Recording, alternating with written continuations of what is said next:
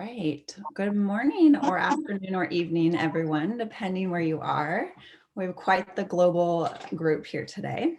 We're so happy everyone has joined us from around the world as well.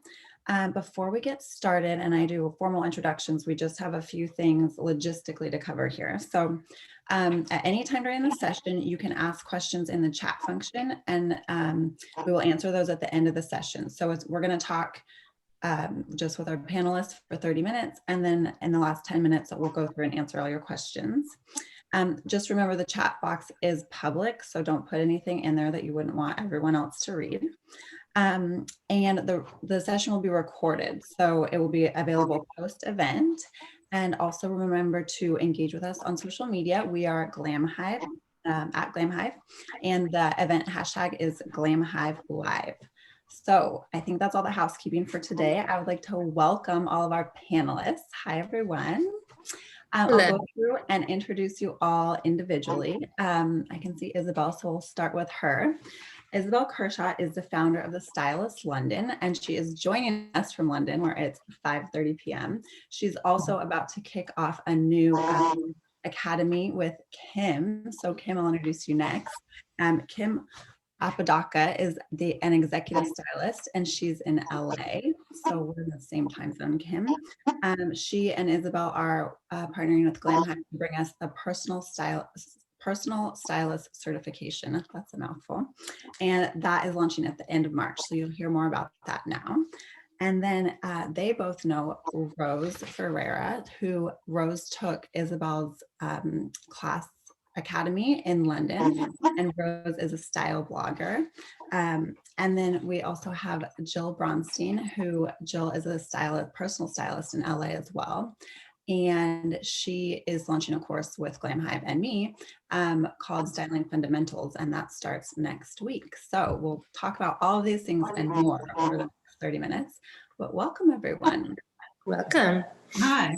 Morning. Morning. The last thing I want to say before we get into our questions is just to thank all of the sponsors for GlamHive Live, especially Mary Kay. The Mary Kay and Mary Kay Global Design Studio celebrate a world where beauty, fashion, and empowerment are synonyms. And I think we'll talk about more of that today. So I think really in the spirit of Mary Kay Ash, who was a trailblazer and ahead of her time, everyone here on this panel is certainly a trailblazer, especially in the realm of styling education. So I'm excited to talk to you all about the business of styling today and what you need to know to make it as a stylist and to make money as a stylist. So let's get started. Isabelle, let's start with you. You have founded the Stylist London, and Rose took your class. Can you guys kind of tell us a little bit more about your academy and why you started bringing education to stylists? Well, I've been in the fashion industry for 30 years or something. So one benefit of being old is that I do believe I've got 1,000 t-shirts to be able to teach other people and pass all my knowledge down to the future's next top stylists.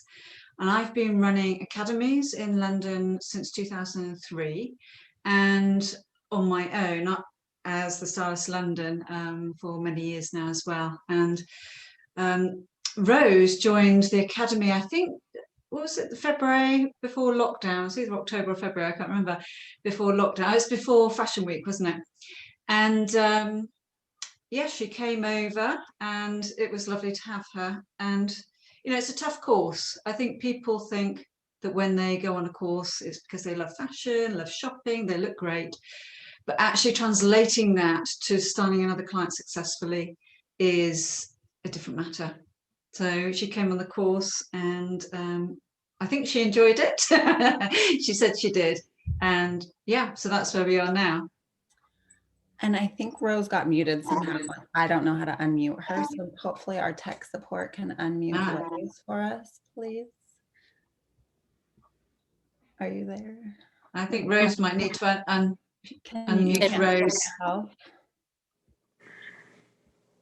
Rose, can you unmute yourself? No. Oh, okay. I can't seem to do it either. Let me see if I can get on with tech support for a second. Ready. Thank you so much. Thank you much. Yes, they cannot lock it.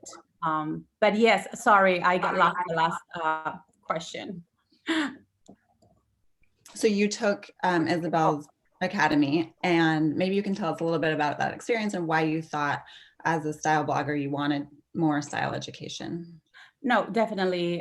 When I started my Instagram and, as a so-called fashion influencer and linking your outfits on those affiliated platforms, you get your followers to buy those suggestions. But when you don't know who are you selling to specifically, you just like linking things that you wear. But when they would send me the photo saying, hey, this doesn't fit, like, like I thought was gonna fit, I didn't know how to help them. I didn't know what to tweak, if that was the right piece for them or not. And sometimes I would not even consider that is something that I would suggest to my friend, to be honest with you.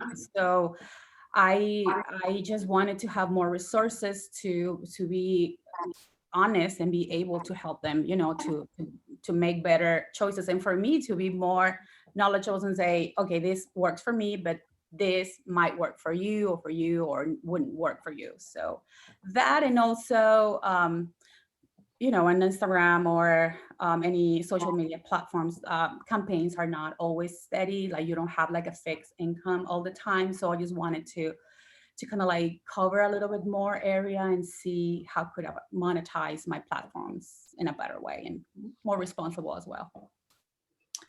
I love it. And I think that is a challenge when you start out as a stylist. Like, how do you make money? And Kim and Joel, you both have cracked that working in LA with executives and with, high-powered professionals. Jill, how do you know how much to charge people and how to actually, kind of set out that business side of things so that you do have a steady income? Well, I think that you need to, I was thinking about this question because I was given it in advance. And I think part of it depends on where you live. Like LA, you can charge a little bit more money than certain markets, and as like New York City and certain big cities.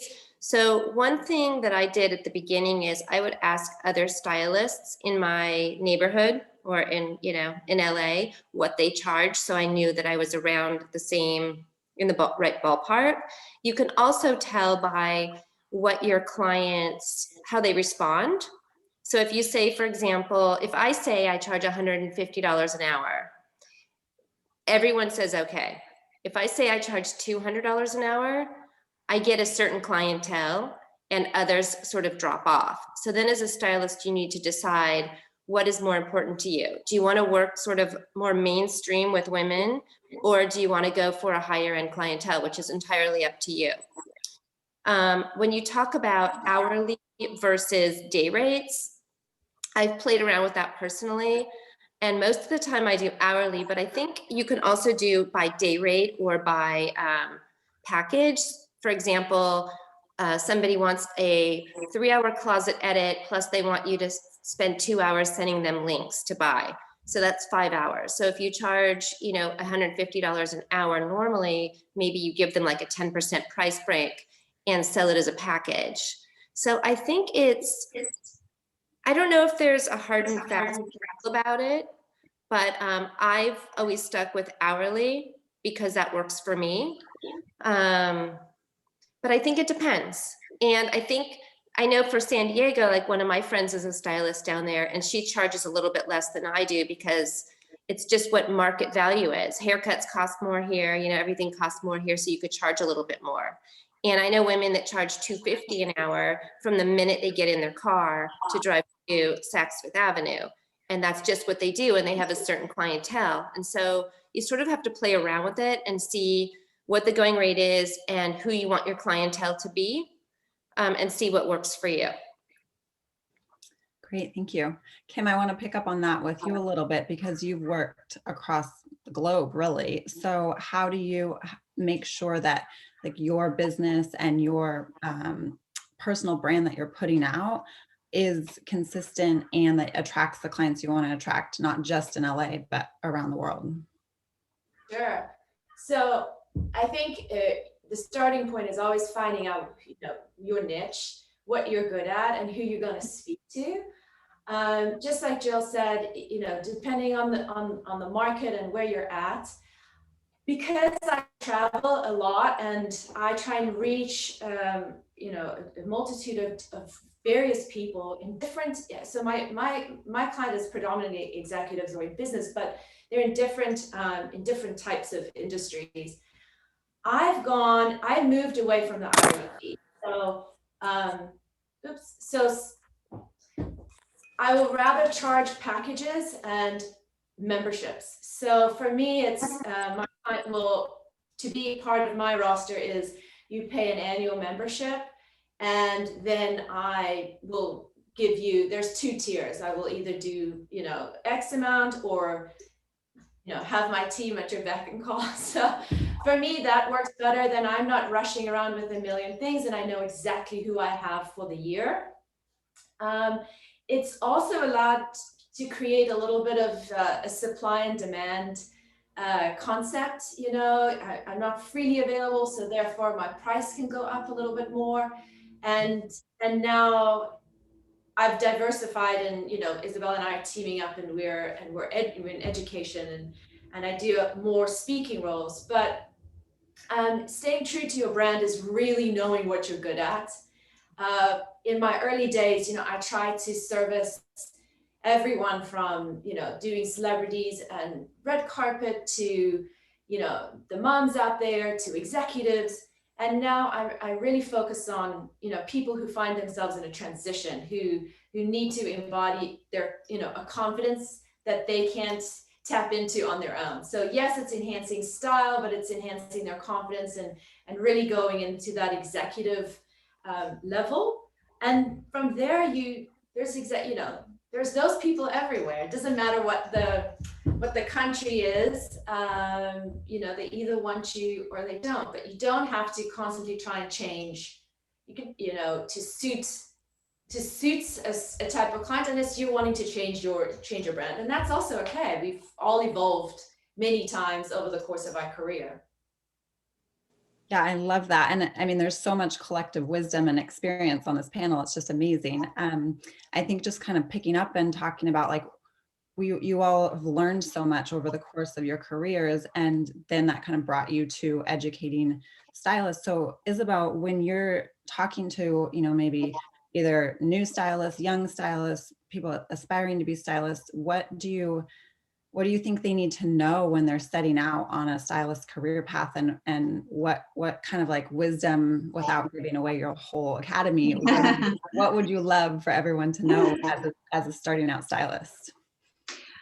I think they need to know what is really involved, and they do need to know the fashion industry, because people think about shopping when they want to become a stylist. They think about themselves, especially with social media nowadays. And being a stylist actually doesn't mean that you're popular on social media. If you're not, it's because you're too busy styling and actually doing that. There's a massive skill set to it. So people totally underestimate the skill set of a stylist. They think that they can wing it and go out there because they know the shops and love things, and then they get caught short. And if you think about, if you want to be an accountant or a lawyer or those boring careers, you have to go and train, and you do get an accreditation. So with anything, you have to train. And if you invest a lot of money in university or college, then you should be investing good money in a course.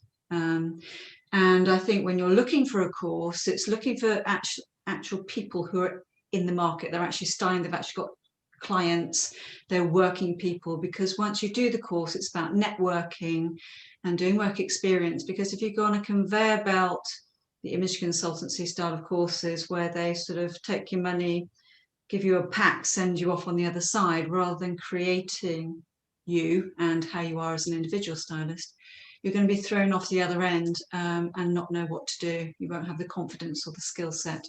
But all my students, even from 2003, I'm friends with pretty much everybody, and even they come back to me today and how they've grown, and some of them have gone into pattern cutting, become designers themselves.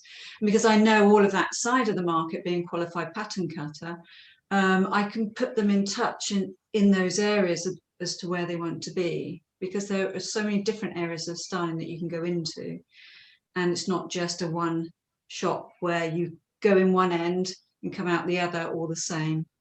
And I got that from Harrod's training, actually, where you develop everybody individually within a group setting. So I'll make people blossom.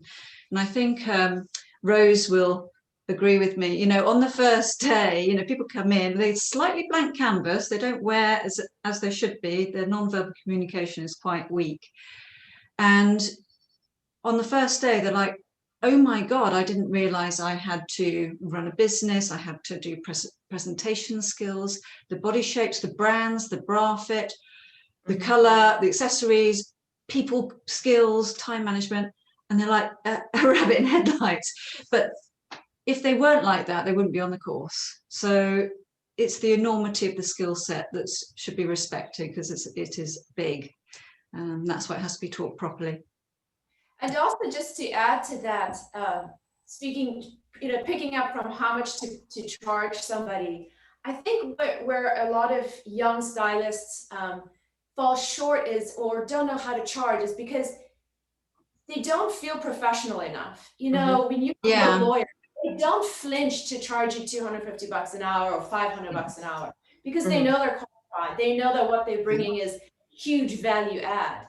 And so, with styling, there aren't very many university courses about styling. You go into fashion industry and then it's like, well, how do I turn this into a styling business? I, with absolute certainty, know that when I'm stepping into somebody's house or into their closet, I'm going to transform their lives, make their dressing experience easy. And I know the power of style. Isabel and I, we're so passionate about this, and we know that if you put on the right outfit, you can go and demand a different salary, be more productive, have a better quality of life. So therefore, there is no flinching when we want to charge what we want to charge.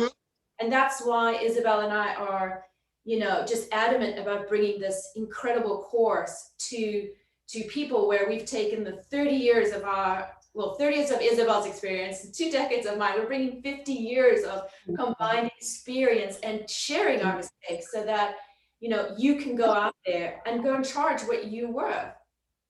And actually combined, because I've got the fashion industry experience, you've obviously got the styling experience, but you've got the strength of the business experience that you bring to the table. And we click in there for something really unique. And that London LA mix, I think, just gives you those global skills that you won't find anywhere else. Exactly. So yeah. Yes.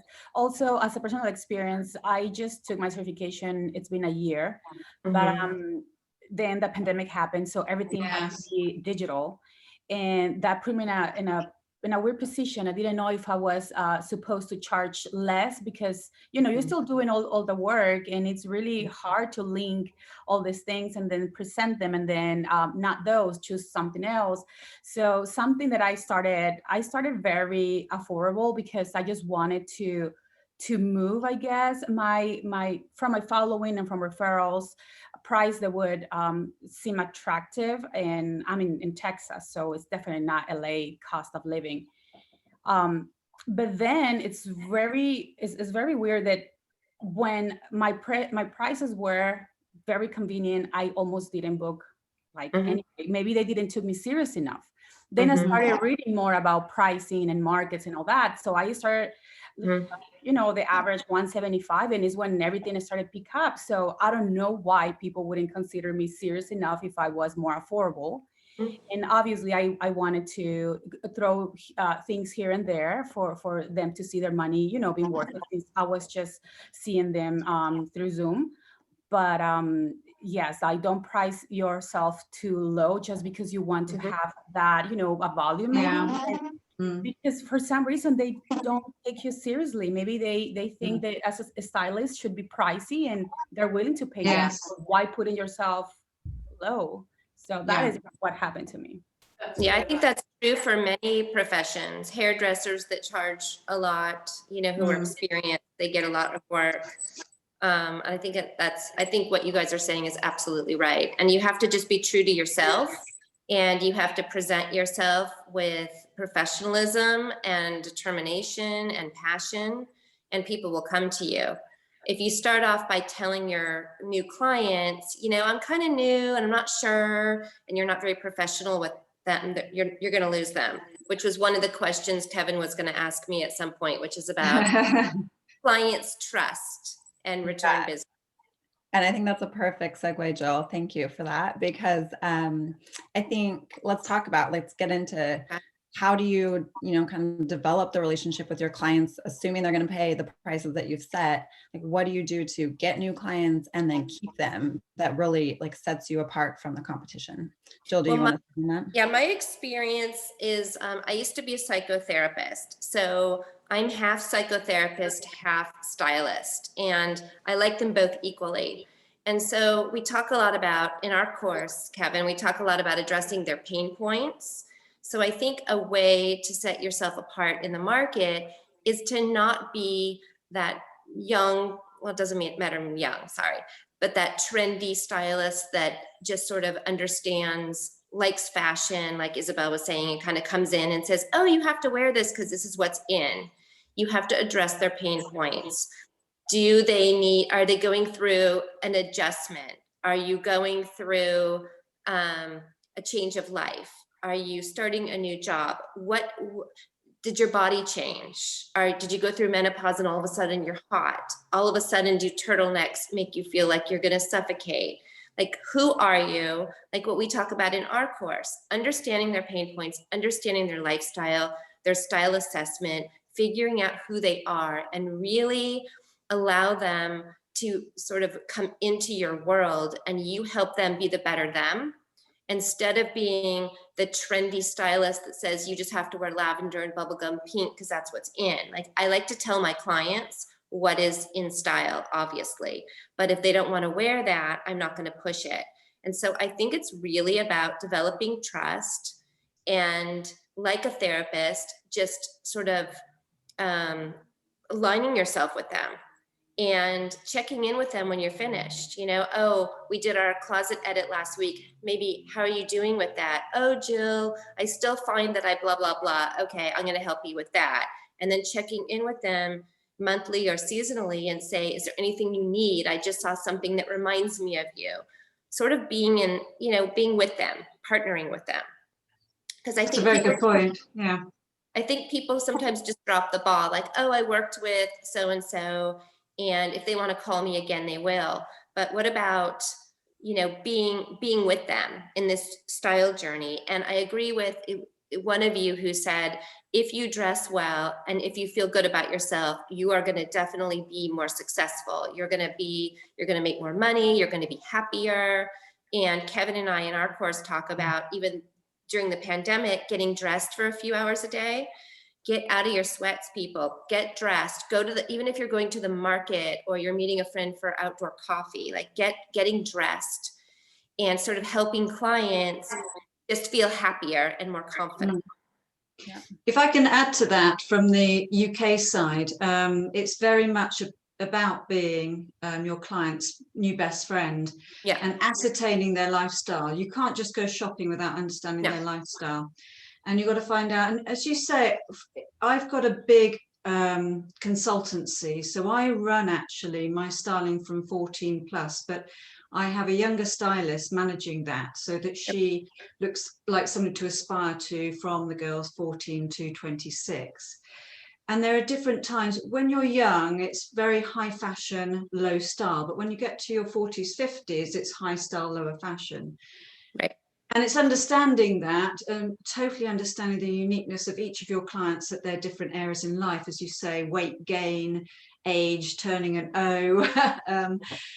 When you're older, you can understand that better than when you're younger.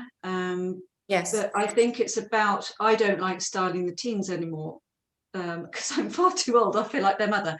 So, but it's about being, when you're, if you're a young stylist, even if you're really good, somebody who is 40 might look at you and say, you won't know what I'm going through. You're beautiful and young. I've just turned 40. I've put on weight, or I've just had a kid. You don't understand. So all these lifestyle skills are high up as a stylist, as you say, and the slight psychological side to it, of making people feel the best they can through non-verbal communication. And we talk through all of that in our course, about really understanding a brief and Rose knows that from the academy that she's been on, and painting their personality through the art of clothing and outfits for every occasion. So you don't get your client saying, I've got nothing to wear, tons of clothes, but actually when you say go out to lunch or date with a husband or boyfriend, they've got nothing to wear. So it's really pinpointing that. Right, said. and I think because Kevin and I will talk a lot, and you probably do too, but in our course that we taught on Glam Hive, and we also teach a course for people called Style Savvy to help people sort of be their own personal stylist. But to really, we talk a lot about style assessment, and even people that are into fashion and into going to clothes stores and buying their own clothes, a lot of times they don't know what they like, which is very interesting. And when you go to their closets, they can, you know, always buy the same thing over and over again, not understanding that they need 2 and not 12 of a certain item. So I think through education, we can help people, we can help stylists help their clients sort of get a grip on that too, because I think that's frustrating for women to be stuck in their rut and to not understand what they like, what looks good on them, what works for them, how much money to spend on certain items, what to invest in, but to really be like their good sister. Yes, and actually know what you're talking about as well. Add to that, you will never run out of business if you do 2 things, and that is listen. Really listen to your clients and try and figure out what is it that they're really saying. Sometimes they're not able to pinpoint exactly what they need, but they want something. They want to feel better. They want to feel younger. But what is lacking in their life? So always listen and understand their lifestyle. This is a big part of what we teach. And then the other thing that a mentor told me many years ago, which I love, is give your clients what they want and tell them what they need. Yes. So if you address those pain points, you're gonna solve that problem, but then you're going to gently assist them what they really need. And for so many years, for almost 2 decades, I've been in this business. I've lost 1 client. We just weren't a good fit for each other. And that's the thing. You can't style the world. You know, someone's going to hire you for your style sensibility. But if you obsess over your clients, if they are part of your life, you will never lose a client. My clients have been with me.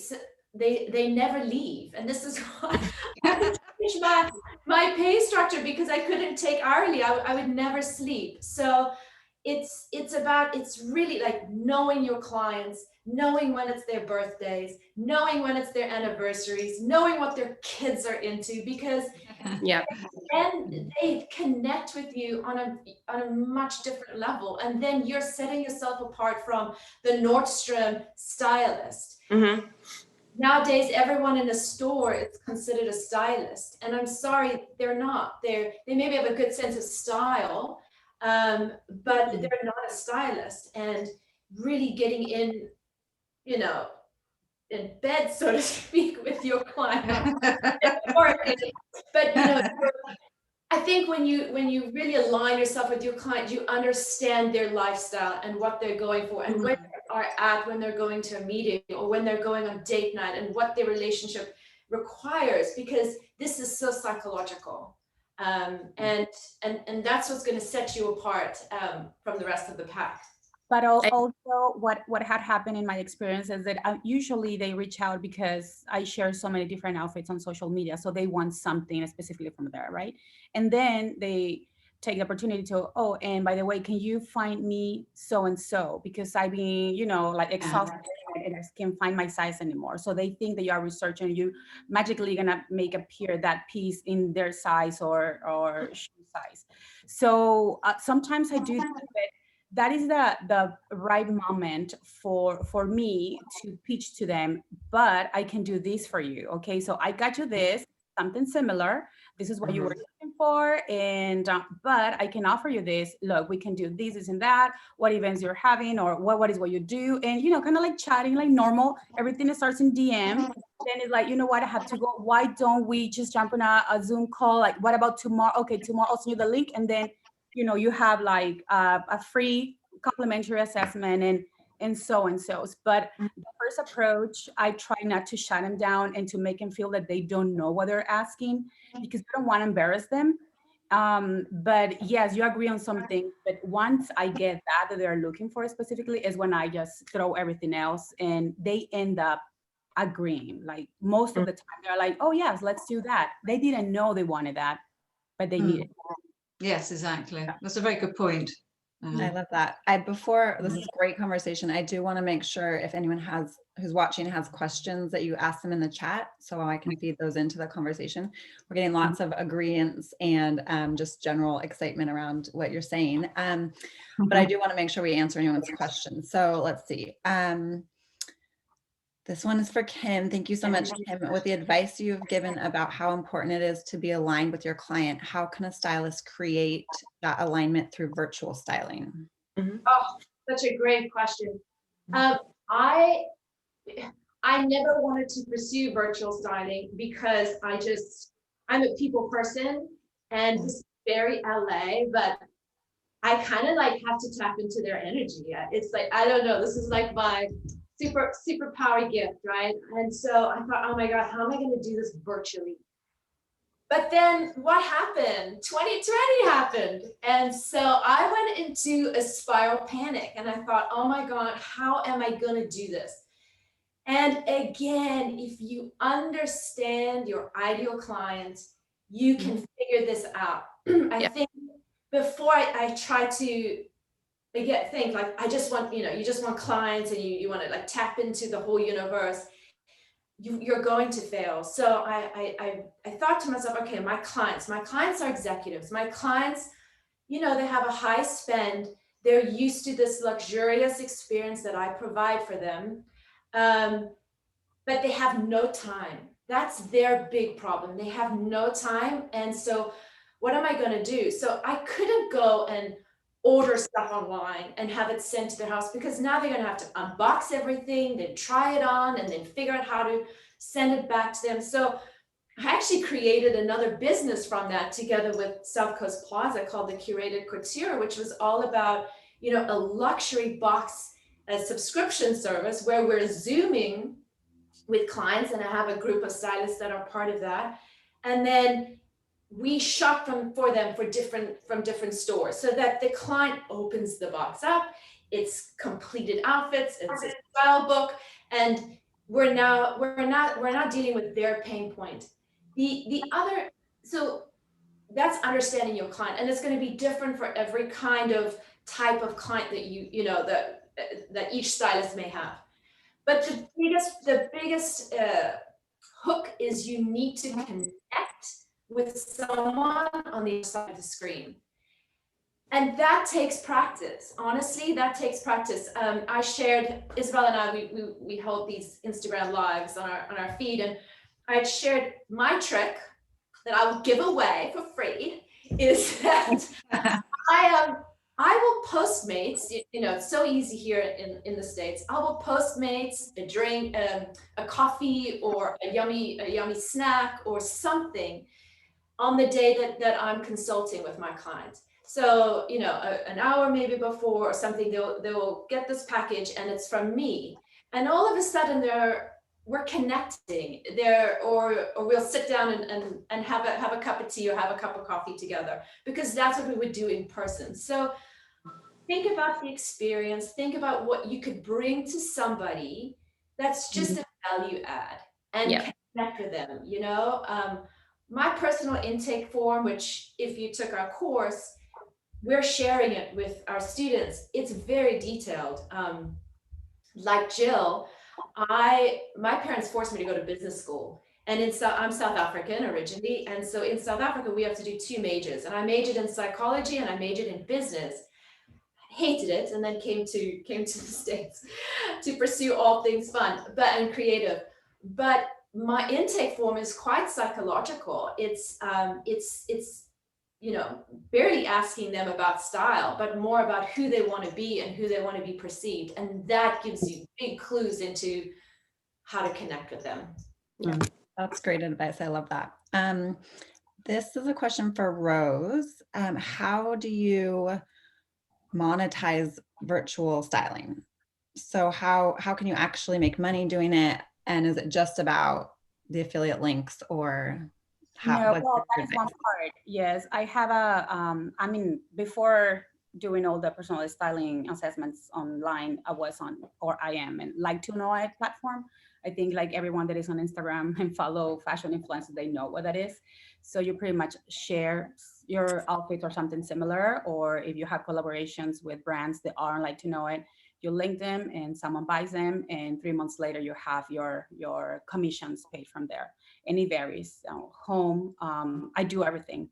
I mean, sometimes the same person that I'm styling for an outfit, I'm sending furniture and sending like all these things, because I have that availability through Like to Know It. But I know that there are like other platforms. So that is one, monetizing those links. And the other one is that I have a flat fee. I mean, once we start our session, this is my rate. And if I know that we're gonna need more than what they are requesting, we just make packages. And I always try to fit everything for that case. It's not that I have all one model fits all. So if I know that it is, I don't know, entrepreneur, she's a certain, I have like a lot of students, they want to wear a lot of trends, but they want to incorporate them and not to look too loud and or those things. So I can like create packages, like personalized packages, and I can bump my prices and play with a budget. Depending on what they're requesting, but definitely flat fee, and then the commissions is also a good help. That's why I'm able to make discounts, because I know, and I'm always clear. I'm giving you the discount over here because when you buy all these things, I get commission from that. And but if you return it, I don't have a commission anymore. So you know, I have to be clear. Yeah. I think just to add to that, again, from the UK point of view, because I developed Stylist in a Box, because like Kim, we had to go a little bit virtual. And so I worked with a few boutiques close to me. So I'd go in their store, they allowed me to open that. I'd go in, I would actually send the stock to the client without them having to pay. And then what they did love, I then would do a Zoom call with them where they would try it on, and then they would send back anything. And normally it would probably 90% they would keep, but sometimes I would send a few extras for them to try out. And then I get commission and then a flat fee. But what I also did was when we had pockets where we could be in somebody's house, I would then go to their home once the clothes had arrived, so that I could style them in their home and then integrate their wardrobes back in with the new items. That way I could actually up sales more confidently, because once they had me there and I said, no, it does work, if you put it with that, it looks better. And then literally I had one male client, he literally bought the lot. And so you get commission on that, you get your flat fee, you get a very happy client. Yeah. And that's where you sort of pivoted from style, because I prefer being in store every time, but you know, you have to keep your business going. And as Rose said, it's adapting to the individual needs of a client.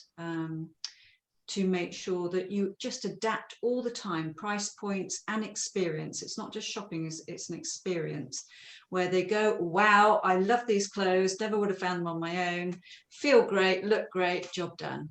I have clients that they're local in San Antonio. They don't want to meet. They want to continue this relationship through, I don't know why. I see their posts, I see their photos and their sessions. And it's like more like what you was saying. It's like a psychology therapy situation. They like that. And they like to have maybe someone to chat with. And I love, because I'm just like a very chatty person. And we have coffee together. And then she's in her closet, like trying this, send me photos of what she has. And how can we play with all different things without necessarily buying, right? You don't want them to spend all the time. Yeah, exactly. They have fun doing that, and we have our weekly session, and we are all happy, right? And you see how their style evolves, and then they suggest you to other friends, and what they say is like, so they told me that we don't have to be in person, right? Like we can do this from home. Yeah, it's so uplifting. And one of the questions that you were about to ask, I think, is how do you how do you separate out the great stylist from the mediocre stylist? And I think what everyone has been saying here answers that question, which is to really be able to relate and connect to your client, to address their pain points, to be able to see them, whether it's virtually or in person, to really see them for who they are, but also let them know what they need that they may not know going into it. And also, just one more comment about being very professional. I've heard, and I don't know if you guys have, but I've heard, when I've worked with people, they'll say, oh, I worked with a stylist, but she was very unprofessional, which surprises me. And I'll ask, well, what does that mean? Well, she just didn't have boundaries. She talked about her life too much in a negative way. She sort of brought negative energy to the job. And I just want someone to almost be like a therapist, like to be boundaried, be professional, but to be human. And I think that is a huge part of being successful as a stylist. Oh, that's brilliant, Jill. You can't go and charge someone $250 an hour, $300 an hour, and go and tell them what a crappy day you've had or a fight with your husband. No one wants to hear about your mess. Right. You're there to brighten someone's life up. So come in with a positive attitude, and you can be human by listening, but certainly don't. And also, my thing is, if someone's paying you that fee, do not be on your phone. Silence your phone and put it away. And the one other part of being professional is, I see, I work with, the other part to styling is you have your clients, but then it's the relationships you have with boutiques, with store managers, with designers.